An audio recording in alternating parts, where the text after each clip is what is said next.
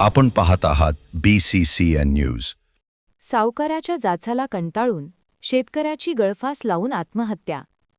खामगाव नजीकच्या वाडी येथील घटना. तिघांवर गुन्हा दाखल, एक जण ताब्यात. आत्महत्या करण्यापूर्वी शेतकऱ्याने लिहून ठेवली सुसाईड नोट. छत्रपती शिवरायांची जयंती सर्वत्र मोठ्या उत्साहात साजरी होत असतानाच खामगाव जवळ असलेल्या वाडीमध्ये एका शेतकऱ्याने गळफास लावून आत्महत्या केल्याची धक्कादायक घटना घडली आहे. भास्कर लक्ष्मण तायडे असे आत्महत्या केलेल्या शेतकऱ्याचे नाव आहे. सावकाराच्या जाचाला कंटाळून आणि जमीन प्रकरणात झालेली फसवणूक यामुळे या शेतकऱ्याने आत्महत्या केल्याची माहिती त्याने आत्महत्या करण्यापूर्वी लिहिलेल्या सुसाईड नोटमधून ही बाब समोर आली आहे. या प्रकरणी खामगाव शहर पोलिसांनी तिघांविरुद्ध गुन्हा दाखल करून एका जणाला ताब्यात घेतले आहे.